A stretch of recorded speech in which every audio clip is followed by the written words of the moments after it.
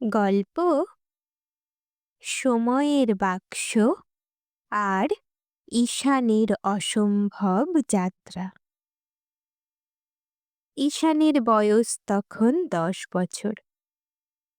সে পড়ে ক্লাস 5-এ। অন্য বাচ্চারা যেখানে খেলাধুলা আর কার্টুনে ব্যস্ত, ঈশানী সেখানে প্রশ্ন করে, আকাশ নীল কেন? সময় কি থামে? ডাইনোসরেরা যদি বেঁচে থাকতো তাহলে স্কুলে যেত। তার মা হেসে উত্তর দেন, এই মেয়ের মাথার ভেতর একটা ল্যাবরেটরি আছে। ঈশানীর বাবা ছিলেন ঘড়ি সারাইকারী। ঘরের এক কোণে ছিল পুরনো ঘড়ি, স্ক্রুড্রাইভার, কাঁচের বোতল আর এক ভাঙা রেডিও। একদিন ঈশানী আবিষ্কার করল, বাড়ির পেছনে একটা বন্ধ ঘর। ঘরটার দরজায় লেখা, দরজা খুলিবেন না।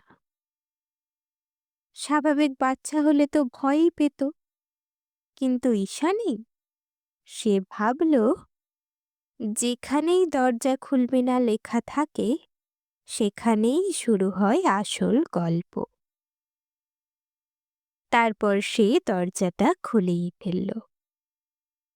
দরজা খুলতেই উড়ল ধুলো, আর টেবিলের উপর রাখা এক অদ্ভুত বাক্স,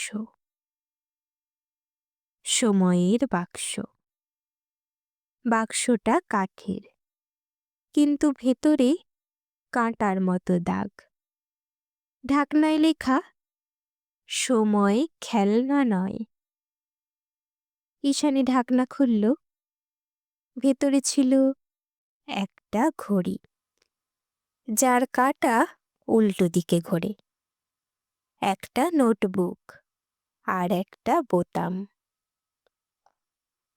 নোটবুকে লেখা ছিল তার বাবার হাতের লেখা, যদি তুমি এটা পড়ো তাহলে তুমি প্রস্তুত। বোতাম টিপলেই সময় বদলাবে। কিন্তু মনে রেখো, সব প্রশ্নের উত্তর জানতে নেই। ঈশানের হাত কাঁপছিল, তবু সে বোতাম টিপল। প্রথম জাম্প। ভবিষ্যৎ চারপাশ ঘুরে গেল।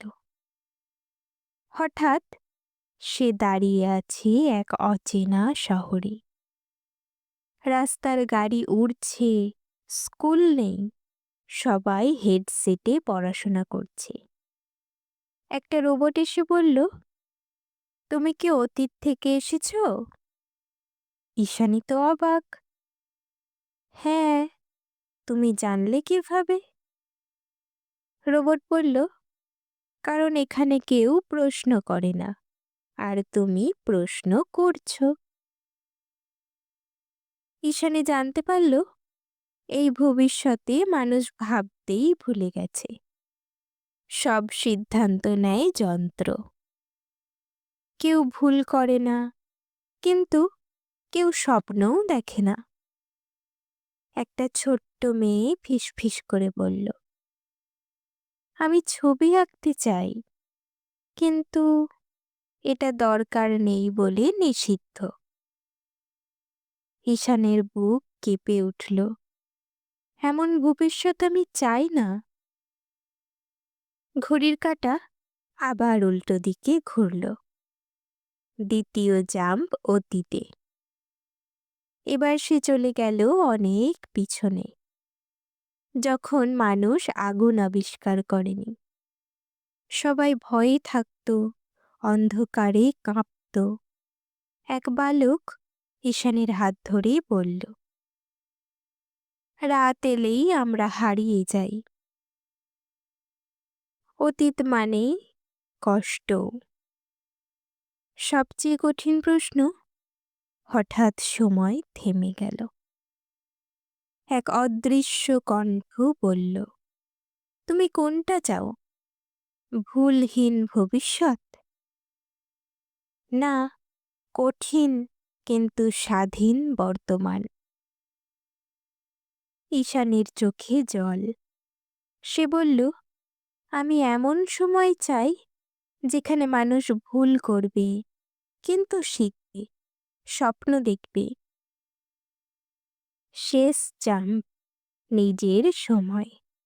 এক ঝলকে সে ফিরে এলো নিজের ঘরে।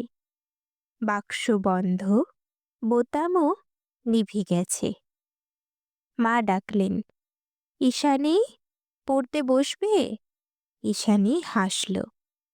আজ সে বুঝেছে সময় বদলানোর দরকার নেই, মানুষ বদলালেই সময় বদলায়।